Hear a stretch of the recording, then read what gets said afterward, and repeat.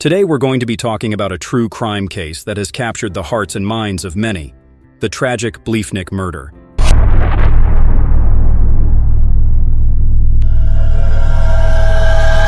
Becky was an incredible woman, and more people must know about her. This story connects to family feud. Becky's murder, also known as the Bliefnick murder, is a case that has been featured in several true crime documentaries. Becky, born on November 19, 1981, in Quincy, Illinois, was a wonderful human. Raised in Quincy, where she spent her entire life, Becky attended Pack and Seymour Elementary School, Quincy Notre Dame High School, where she was valedictorian, and Quincy University, graduating cum laude with a bachelor's in biological science and a minor in chemistry. She was intelligent, driven, and deeply compassionate. In college, Becky met Tim, a football player.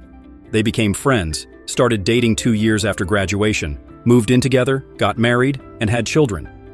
Initially, their marriage seemed happy. Becky worked as a pharmaceutical sales rep before deciding to become a stay-at-home mom after their first son was born. Becky's ambition led her to pursue nursing, a decision that marked a turning point in her marriage. Tim became increasingly manipulative and controlling. Despite this, Becky excelled in nursing school and later as a nurse, even receiving the prestigious Daisy Award for her compassionate care during the pandemic. Her dedication to her patients, family, and community was remarkable. Tim's lack of support became evident during Becky's time in nursing school. Becky's sister, Sarah, noted that Tim stopped helping with their children, leaving Becky to manage her demanding schedule alone. Becky was not just a nurse, she was also a certified trauma nurse specialist, a sexual assault nurse examiner, and a dedicated volunteer. Her kindness, dedication to her children, and compassion for others made her a beloved figure in her community.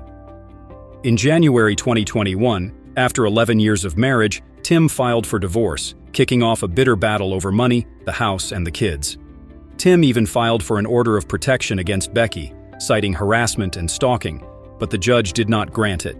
Becky then filed her order of protection, accusing Tim of repeatedly entering her home without permission, but this too was not granted. Becky confided in her friends about Tim's abusive behavior, including screaming, shoving, and throwing things at her. In one text to her sister, she wrote, "If something ever happens to me, please make sure the number one person of interest is Tim." This was sent not long after a co-worker of hers was murdered by their partner, making Becky realize the potential for violence. On February 23, 2023, Becky Bliefnick, Tim Bliefnick's wife, was tragically murdered in her home. After Becky's dad received a text from Tim saying he couldn't reach her, he went to her house and found Becky shot to death in her bathroom. Investigators quickly realized that someone had pried open a window on the second floor to gain access and nothing was stolen, indicating the intent was to kill.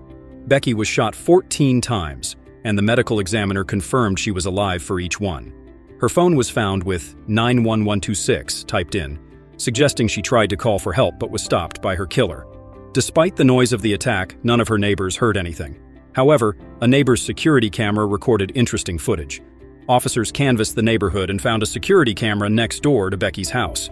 Though it didn't capture the night of the murder, it provided crucial information. Tim Bliefnick, Quincy, IL, is at the center of a high-profile case.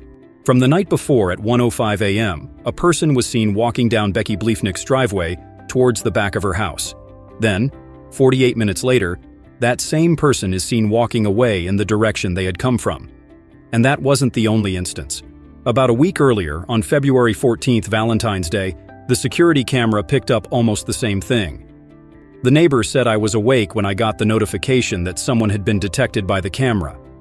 So I texted Becky right away, explaining that someone had just walked towards the back of her house, but I didn't get a response until the next morning. I honestly figured it was someone looking to steal something, but knowing what we know now, that person was probably not a porch pirate.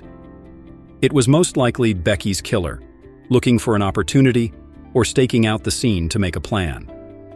With this information, investigators decided to conduct an even broader search of surveillance footage. It turns out they were right. 2 additional cameras in the area captured what appeared to be an individual riding a bike in the direction of Becky's house, just before the person from the neighbor's security camera was seen walking down her driveway. Then, the cameras captured the same biker riding away from Becky's house shortly after that person was seen leaving her driveway. So every time someone was seen biking towards her house, someone was then seen walking down her driveway shortly after. And every time someone was seen leaving her driveway, someone was seen biking in the opposite direction shortly after. There was a clear pattern here. However, the footage was very low quality. The only detail they could figure out was that the bike didn't have reflectors on the wheels. But they weren't entirely in the dark about who this person could be. Sarah, Becky's sister, immediately had her hunch about who could have done this, and she didn't hesitate to let investigators know. Sarah and her husband Brett were on vacation when they first got the call about Becky's murder. They flew to Illinois as soon as they could and believed there was only one person who could have done this: Tim Bliefnick, Becky's soon-to-be ex-husband. Once investigators learned the details about their contentious divorce, the upcoming trial, and the fact that Tim lived only a mile from her house, they felt strongly that he could have been involved. The judge had ordered Tim to return a 9mm handgun that Becky had gifted him during their marriage, and he did not return it because he claimed he didn't know where it was. Becky was killed with a 9mm gun. A search warrant was executed on Tim's house, and among the items seized was a box full of shell casings found in his basement.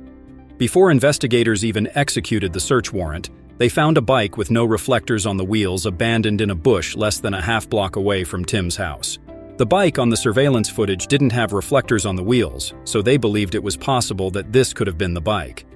At this point, there was enough evidence to make an arrest. On March 13, 2023, just 2 weeks after Becky Bliefnick was killed, Tim Bliefnick was arrested for her murder and held without bond. If you haven't heard about this case, you might be wondering how Family Feud could play into it. In 2019, just 2 years before the murder, Tim Bliefnick was a contestant on the very popular game show Family Feud with his side of the family. During his episode, he was asked, "What is the biggest mistake you made at your wedding?" And Tim answered, "Saying I do." This clip resurfaced and went viral after his arrest, adding a chilling twist to an already tragic story. One aspect that caught public attention during Tim's arrest was his appearance. Tim looked significantly different in 2023 compared to how he looked on Family Feud in 2019. Back then, he had short, dark brown hair and no facial hair, presenting a clean-cut look. However, in his 2023 mugshot, Tim had gray hair past his shoulders and a goatee. Tim claimed he grew his hair out for cancer research, but some speculate he was trying to alter his appearance to be less recognizable. Searching Tim's phone, they discovered he had a secret Facebook account under the name John Smith, where he searched for a bike matching the one found abandoned. While Tim's DNA wasn't found on the bike, it's hard to ignore these coincidences. Is it all just coincidence, as Tim and his attorney argued, or do these details form a picture of a man who killed his wife? Prosecutors believed Tim methodically planned this murder. Their divorce trial was a week away. Tim feared losing custody, money, and the marital home. Tim Blunk was found guilty of 2 counts of first-degree murder and 1 count of home invasion. Becky's family felt relief, but couldn't celebrate. Her sons, aged 12, 10, and 5, had lost both parents in different ways. Don't you think it's truly devastating to hear about these events? But let us know your thoughts and opinions on this story. Please share your thoughts on this case in the comments below. That wraps it up for us today, but we'll be back soon with another shocking case. Until then, stay safe and take care.